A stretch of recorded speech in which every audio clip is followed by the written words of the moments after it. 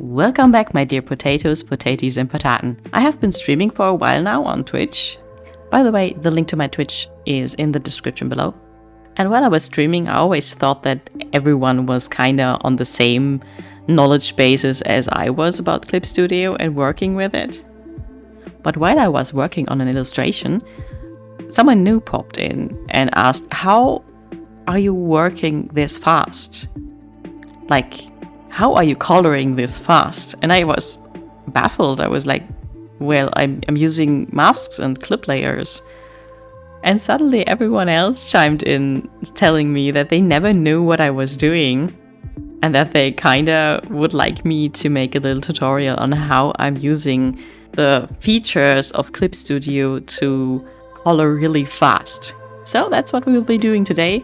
I will be trying to make it as short as possible and show you how you can up your game in coloring your illustrations and your comic pages. So let's actually start with the illustration that I was coloring. And what you want to do first is just try and put one color behind everything that you want to be colored.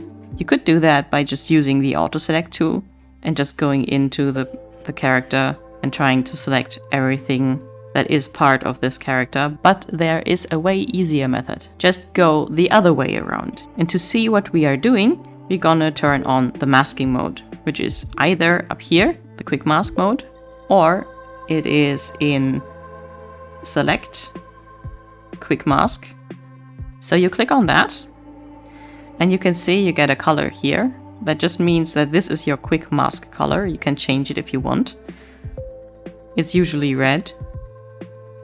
And everything that will be colored right now with this quick mask color will be selected later when you turn off the quick mask mode. So if you go and pick your fill tool and fill all the spaces around the figure, you can easily see what you're missing. Like the back of the broom isn't properly selected. So I'm gonna go in and use the pen tool, take the transparent color and just draw over it. In this mode, it's not really important what color your front and back colors are, because everything you will draw in with a color will just be red or the color that you picked for your quick mask. You can also quickly jump between your foreground color and your transparent color by hitting C on the keyboard. This might seem like a lot of work right now, but usually your figures have less details on the outside than on the inside. There's another little part. Sometimes, even if Clip Studio has great auto detection for the lines and everything, sometimes some parts just slip through, like here. That's where the quick masking color really shines, because you can see what you're doing and what you've selected. There we go. All the outsides outside of the figure are marked. So if we go and turn off quick mask right now, the outside of the character is selected. Now we're just gonna tap on invert selected area, which is the little button down here, or you go to select invert selected area, which means now everything inside of the figure is selected. If you go back to the quick mask mode, you will see that only the figure is red now. What you want to do now is you're making a little folder in your layer palette.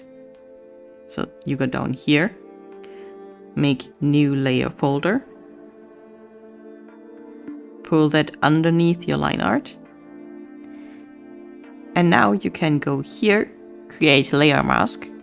And usually you create layer masks directly on the layers, but you can also create layer masks on the folders. So if you click that now, you see that this folder now has a layer mask. That means that everything that you put inside this folder will only affect the areas that are unmasked in the folder. So if I go and make a new layer inside the folder right now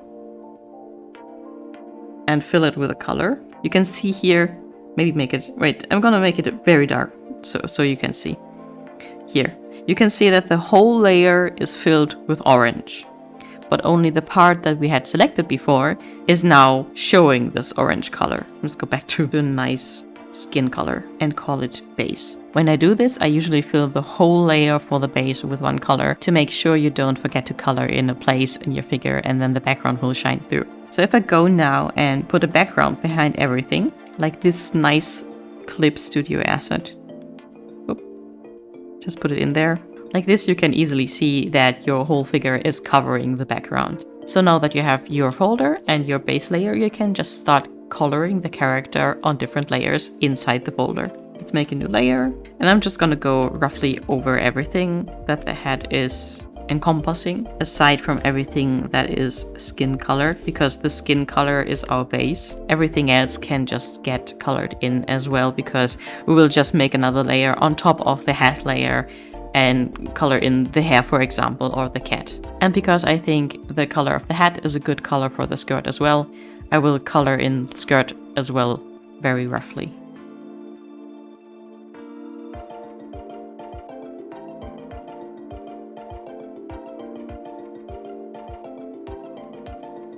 And just like that, we do the base colors for the rest of this character. There we go, all done.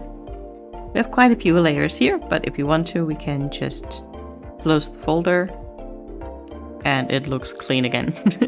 For someone who likes to have organized layers, this is the best.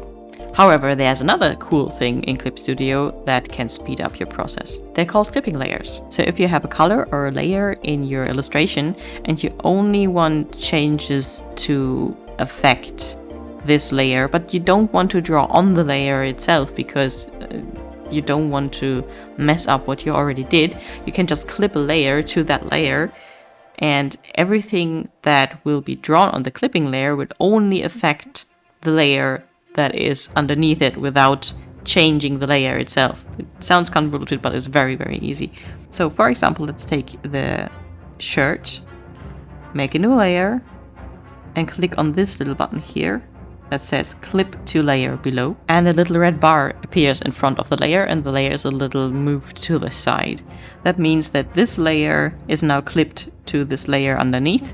I can still move it and it will be clipped to another layer, but let's stay on the shirt layer. So now everything I draw on this clipping layer will only affect the shirt and nothing else. In cases like this where the skin layer is below the shirt layer, this makes it so much more easier to just draw on the shirt layer without destroying the shirt layer, and also without having to make sure all the time that you don't accidentally draw onto the skin layer or over the skin layer as well. You can also clip more than one layers onto one layer. If I go and make a new layer and click on clip to layer below again, it will not be clipped to this layer, but still this layer, because this is a clipping chain. So let's say I'm gonna pick a slightly different color. You see, this is still on the shirt layer and only on the shirt layer, but it will cover up the blue lines from before. So the hierarchy of the layers is the same as with non-clipping layers. You can do so much with clipping layers, like putting patterns in there, gradations. You can also put gradient map layers on top of one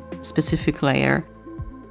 Yeah, and that's it for our little excursion into clipping layers and masking folders. Have fun coloring!